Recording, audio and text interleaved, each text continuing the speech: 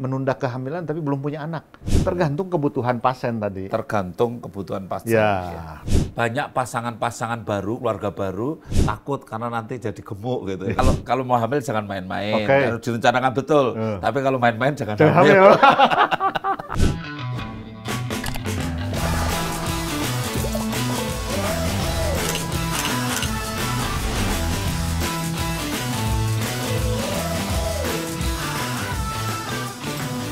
Assalamualaikum warahmatullahi wabarakatuh, salam sejahtera untuk semuanya, keluarga muda. Kita waktu itu sudah bincang-bincang tentang menyusui, dan waktu itu Prof. Tono hadir di tengah kita. Hari ini kita ketemu lagi dalam diagnosa, dialog ringan, obrolan santai, dan kita sangat bersyukur karena Prof. Tono hadir kembali. Tepuk tangan dulu ini untuk Prof. Tono. Makasih. Prof. Tono itu tambah muda terus gitu ya. Hari ini malah lebih muda lagi gitu. Nah, ini kita mau mendapatkan pencerahan, Prof. Jadi bagaimana tentang KB hormon. Nah, ini kan ya monggo lah, silahkan Prof, mungkin mulai dari mana dulu yang menurut Prof penting, karena ini betul-betul ahlinya Prof ini untuk mencerahkan kepada keluarga muda yang belum pernah KB, kadang-kadang belum tahu tentang hormon atau mungkin KB yang lainnya. Silakan Prof ya. Iya. Terima kasih Dr. Hasto, sekali lagi terima kasih dan para keluarga muda yang hadir di sini. Saya sengaja pakai baju cerah karena mau bicara hormonal, gitu. Hormonal wanita, gitu ya. Jadi memang apa sih yang paling banyak dipakai sebagai KB? Ternyata hormonal. Hormon. Gitu ya. Di Indonesia yang paling banyak hormonal. Hormonal katanya ya. Nah, kemudian apa sih KB hormonal itu? Ya memang alat kontrasepsi yang ada di dalam sediaan. Ini KB hormonal bisa pil, bisa suntik, bisa IUD juga ada yang hormonal, ada yang ring, ada yang patch. Ya, yang di kita belum ada ya kalau patch. Belum umum lah. Belum umum karena suasana tropis ini dalam penelitian kurang keringetan gitu ya. Jadi itu mengandung dua unsur gitu ya, dua unsur yang utama adalah hormon wanita, estrogen atau dalam sediaannya biasanya kalau namanya estradiol ya, dan progesteron. Nah, sebetulnya supaya apa keseimbangan. Jangan lupa, oleh karena itu tips memilih cocok atau tidaknya KB itu tergantung kebutuhan pasiennya. Jadi Anda butuh apa nih KB-nya? Usia berapa, anaknya berapa, mau lama atau tidak. Karena memilih KB itu sesuai dengan kebutuhan Anda gitu ya.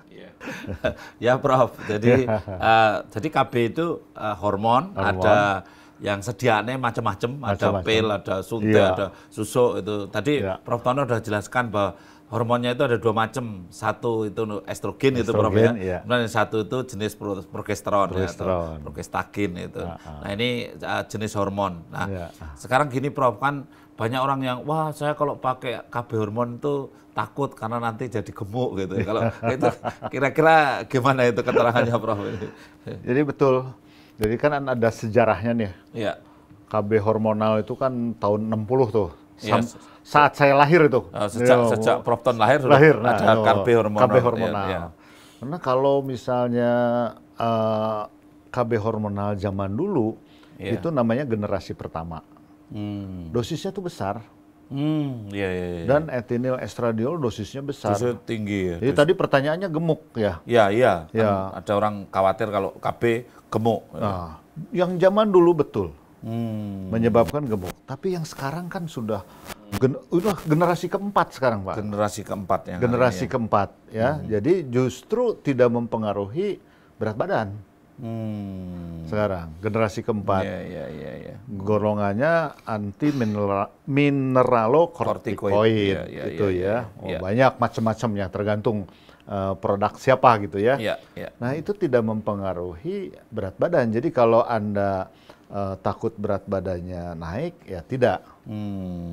Cuman kalau udah pakai KB, sudah punya anak, tetap sehat itu penting. olahraganya yang harus Iya. makanannya juga harus diatur, tetap Harus aja diatur. gizinya.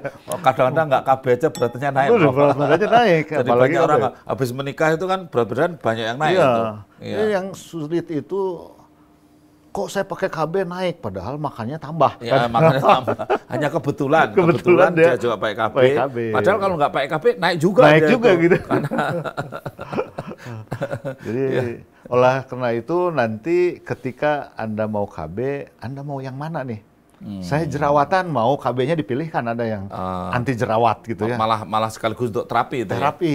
Jadi ada keuntungan lain. Jadi ada keuntungan Ada lain. keuntungan lain. KB. Jadi kalau misalnya jerawatan, kan untuk haid yang tidak teratur, kadang-kadang itu KB itu untuk menjaga kesuburan supaya nanti lebih cepat punya anak yang kedua, tinggal diatur. Nah itu makanya kita mengaturnya itu tergantung kebutuhan pasien tadi. Tergantung kebutuhan pasien. Ya, dan tipe pasien yang mana, Iya. jaraknya mau berapa, baru pilihlah KB hormonal. Karena tadi Iya. hormonal kan macam-macam juga, Iya, mau macam-macam seberapa. juga. Disesuaikan dengan pasiennya. Disesuaikan. Ya, baik. Keluarga muda tadi sudah saya tanyakan sama Prof. Tono karena mereka-mereka banyak yang tanya. Kalau gemuk gimana? Ternyata jawabannya simpel ya. Dulu memang hormonnya itu dosisnya tinggi-tinggi. Tinggi-tinggi. Itu generasi pertama tahun 60-an lah itu. Sehingga dosis yang tinggi itu menimbulkan mungkin berat badan naik Ya. gitu. Tapi jawaban Prof. Tono bahwa yang sekarang itu sudah ya hormonnya jenis-jenis yang kalau bahasa canggihnya Prof. Tono tadi anti mineralokortikoid gitu. Iya. Artinya apa? Membuat air itu tidak tertahan dalam tubuh lah Betul. ya. Jadi akhirnya justru airnya bisa keluar dan mungkin tidak menjadi gemuk gitu. Iya, Jadi karena banyak yang menjadi gemuk karena hormon itu menahan air ya. Betul. Tapi sekarang sudah canggih sekali hari ini, bahkan ada manfaat tambahan tadi yang disampaikan Prof. Tono, yaitu salah satunya mengatur siklus. Iya. Ya, mengatur siklus. Jadi kalau begitu ada orang yang siklusnya nggak teratur, sulit hamil, bisa dengan obat KB juga. Iya. Iya. Makanya ada istilah, wah ini sulit punya anak, haidnya Iya. tidak teratur, dipancing katanya kan. Iya. Disuruh Ya, dipancing. saya gitu. pernah dengar juga itu. Jadi ibu dipancing dulu dengan Dipancing pil dulu dengan KB. pil KB. Emang Iya. betul juga. Karena nanti iya. akan mengatur haidnya jadi teratur. Kan iya. itu karena ada kelebihan hormon kalau di ilmunya tuh ada FSH atau LH Iya, itu iya. tidak seimbang. Hormon-hormon dari otak ya. Ya dari otak itu. Nah ini diseimbangkan dengan pil KB itu. Oleh karena itu dengan KB hormonal itu tergantung kebutuhan Anda tadi. Iya. Butuhnya apa?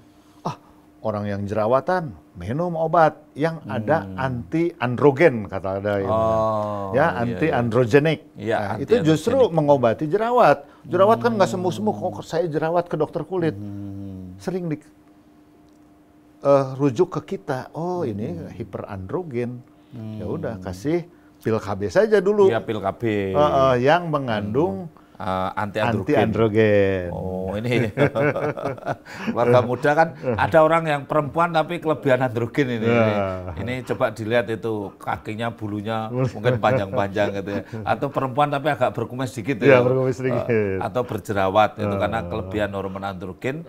Ternyata juga pil KB atau obat hormon ini juga bisa mengatasi kelebihan hormon Betul. androgen di dalam tubuh wanita itu. Tubuh wanita ya. itu. Jadi kalau tadi pertanyaannya, loh kenapa kok kalau nggak hamil, sulit hamil malah dipancing dengan pil KB? Itu jawabannya ternyata siklusnya jalan ya, Prof. Jalan. Siklusnya jalan.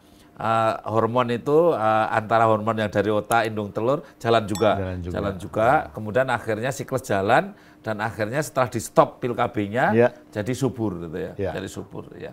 Nah inilah manfaat samping dari keuntungan ya.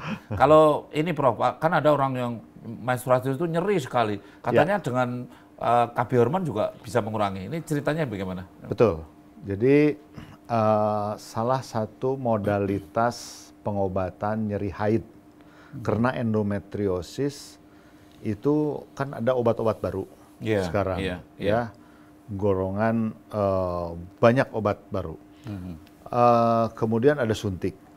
Pil KB tidak kalah penting Bahkan di dalam evidence-nya itu pengobatan untuk nyeri haid itu termasuk terbaik. Oh, Ya, iya. dengan pil KB. Iya, Namun, iya. kalau dia memang ada kista endometriosis yang nyeri kalau haid, pakailah pil KB. Tapi pakainya yang, karena kita nggak ada yang 3 bulan kan, Pak Hasto. Iya. Jadi, nah, kalau pakai pil KB untuk haid, ambil 3 bulan sekali haidnya bisa. Nah, yang apa namanya, ada yang putih-putihnya itu yang tidak mengandung hormonnya itu dikeluarkan. Dikeluarkan, tidak dimakan. Tidak lah, dimakan. Ya, ada istilahnya placebo ya. Placebonya. Ya. Jadi yang di ujung siklus itu kan ada pil yang warnanya beda. Warnanya beda. Yang jumlahnya mungkin hanya sekitar 7 atau 7 berapa atau 8 ya. gitu Ya, ya. 8 itu. Nah, itu dikeluarkan 2 papan, 2 blister atau apa ya. Ya. 2. Jadi nanti pas yang ketiga diminum, haid di situ. Iya. Jadi itu ternyata menurut evidence termasuk pengobatan terbaik. Pengobatan terbaik untuk endometriosis, nyeri haid. Endometriosis. Berarti dia tetap haid ya, Prof ya? Tetap haid. Tetap haid karena ada berhenti minum tadi ya? Ya. Ada berhenti minum tadi, Ya. terus nanti minum lagi? Minum lagi. Mulai? Mau 4 bulan, mau 3 bulan, tergantung dia niatnya seperti apa. Kalau misalnya mau umroh, sekalian aja saya langsung tambah minumnya nggak berhenti ya? Nggak berhenti. Mau haji ya sama Iya. saja gitu kan. Kalau yang mau berhenti, minum berikutnya hari keberapa, Prof? Kalau mau berhenti, Ya, minum berhenti berikutnya, mens dulu, terus begitu diminum, mens, ya. jadi segera setelah 3-4 hari 3-4 hari ya? ya, Mulai lagi? Mulai lagi. Oh, Ya, iya.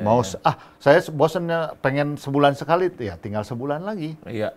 Bisa diatur semua. Ya, minumnya seperti kemarin, ada stopnya, terus nanti main lagi. Main lagi. Tapi kalau, aku mainnya mau 3 bulan aja gitu, ya itu continue yang diminum, yang tadi yang untuk main yang hanya 7 atau berapa biji tadi, ditinggalkan gitu ya.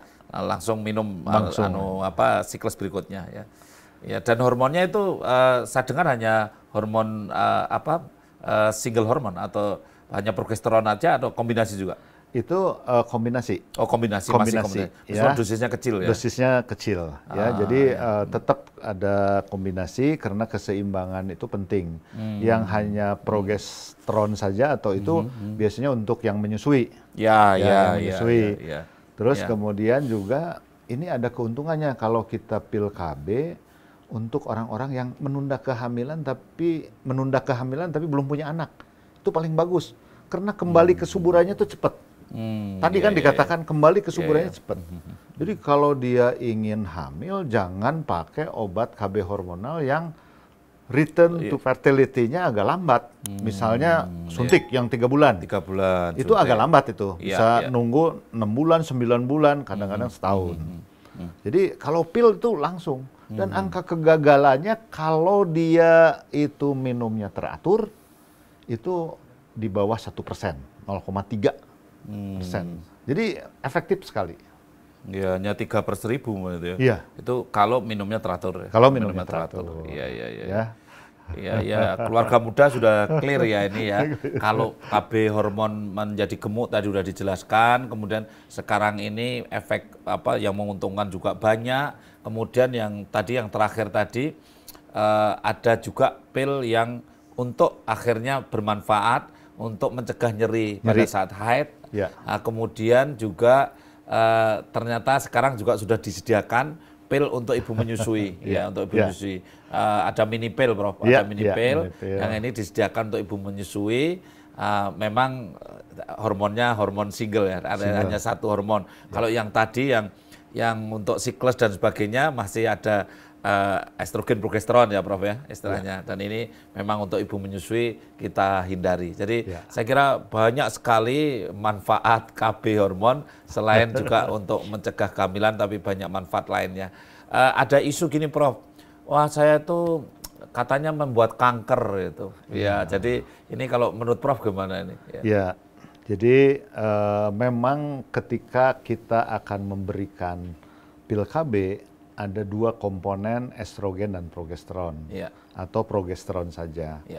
Kemudian kita akan tanyakan kepada pasien apakah ada risiko atau tidak.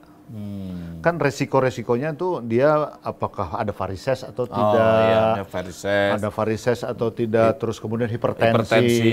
Iya. Nah, ada sebetulnya klasifikasi obat itu 4 kelas. Iya. Kalau pertama adalah kalau dia fungsinya atau manfaatnya manfaat tanpa efek samping lah istilahnya. Iya. Tentu efek samping selalu ada, artinya manfaat kalau diberikan dibanding tidak diberikan. Iya. Ya, diberikan ada manfaat banyak, tetapi ada juga kemungkinan risiko. Nah, itu tergantung gradasinya. Oleh karena itu, pada pasien-pasien yang ada riwayat kanker payudara, nah itu kita harus memilih dan memilah mana yang paling cocok dari KB hormonal itu. Jadi risiko ada pada yang mempunyai bakat atau gen itu. Oleh karena itu selalu memilih pertama itu menjadi penting. Nah, saya ingin juga kelebihannya karena Dr. Hasto bahwa KB itu juga mencegah penyakit menular seksual lebih kecil tuh yang hormonal tuh karena lendir serviks jadi kental. Jadi lendir serviks jadi kental, perdarahan pasti jadi lebih sedikit sehingga bisa merecovery dari udah punya anak, jadi yang anemia darahnya haidnya tidak terlalu banyak gitu ya. Dan itu keuntungan atau benefit non kontraseptif dari KB. Gitu ya. Jadi menarik sekali karena apa? Ternyata orang KB dengan hormon itu juga mencegah kalau ada penyakit menular seks. Karena bakterinya juga tidak sukses berkembang ketika lendir mulut rahimnya itu menjadi lebih kental gitu ya, Prof. Dan tadi ini kan gini, ada banyak pasangan-pasangan baru, keluarga baru, tetapi setelah diperiksa ternyata belum memenuhi syarat untuk hamil.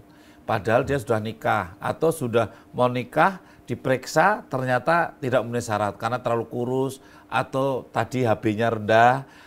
Ternyata ini terjawab juga oleh Prof. Tono bahwa ya diperbaiki dulu tubuhnya, kesehatannya sambil KB.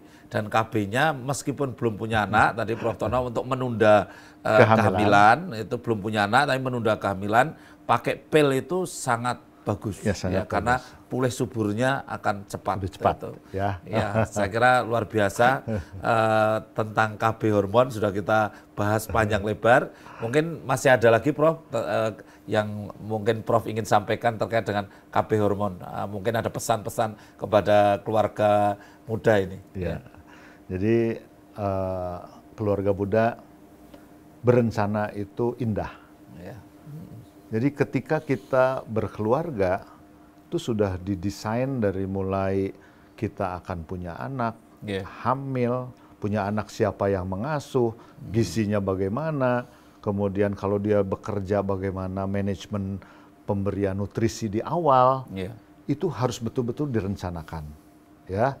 Nah ini saya kira saya sering baca juga di BKKBN ini ada perencanaan apa namanya? Keren. Apa? Berencana itu keren. Bangga Kencana apa? Bangga Kencana programnya. Bangga Kencana programnya Bangga Kencana. Bangga Kencana. Pembangunan keluarga, kependudukan dan keluarga berencana. Itu penting sekali Anda ketahui apa sih karena saya mau diundang ke sini terus-terusan saya baca-baca itu. Itu keren banget itu. Hanya mungkin kita terus harus sosialisasikan Bangga Kencana itu apa. Ternyata ada 2 sudut yang harus kita karena bonus demografi itu penting banget. Betul. Nah, seorang kan kita usia 1564 itu sedang tinggi-tingginya. Proporsinya besar. Besar sekali. Dan kalau kita sukses di situ mungkin jadi negara maju. Negara maju. Nah, itu. Tapi kalau terjebak di situ ya kita kalau terjebak di situ tersusah keluarnya. Karena beban. Dan menurut para ahli katanya dalam peradaban manusia hanya 1 kali di negeri atau di daerah tertentu, itu ada bonus demografi. Betul. Kalau dia sukses, tentu Anda harus pinter, harus juga cerdas. Oleh karena itu merencanakan dengan baik, termasuk punya anak, termasuk keuangan, termasuk lansia nanti. Kita harus rencanakan nih. Saya juga udah tua. harus pensiun, nah harus sehat nih, jangan jadi beban orang gitu kan. Masih muda, Prof. Jadi berencana itu keren. Ya, ya terima kasih Prof. Berencana itu keren. Ya, begini Prof. Ya, keren itu keluarga berencana. Ya, kata Prof tadi kalau hamil harus direncanakan. Kalau hamil jangan main-main, dan kalau mau main-main jangan hamil. Ya. Jadi ya harus pakai kontrasepsi, Prof, maksudnya. Jangan main-main. Kalau mau hamil jangan main-main, Okay. harus direncanakan betul. Tapi kalau main-main jangan hamil. Kan harus pakai kontrasepsi, Prof. Iya, senang sekali dengan Prof Tono hari ini, luar biasa kita mendapatkan banyak ilmu. Ternyata KB hormon banyak manfaat lain, ya, diantaranya untuk kesehatan kita dan juga bahkan untuk mempercantik diri karena kata Prof Tono tadi ada anti androgen, kalau ada jerawat-jerawatnya jadi bisa hilang ya Prof. Bisa hilang, jadi orang-orang yang ada jerawatnya ternyata Prof Tono punya resepnya, dalam hal ini KB pil juga, tetapi sekaligus membuat kulit halus. Ya. Terima kasih Prof Tono dan keluarga muda, sahabat muda. Sampai di sini kita berdiskusi hormon KB, dan sampai ketemu lagi nanti di diagnosa episode berikutnya, dialog ringan obrolan santai. Terima kasih. Wassalamualaikum warahmatullahi wabarakatuh. Terima kasih. Waalaikumsalam warahmatullahi wabarakatuh.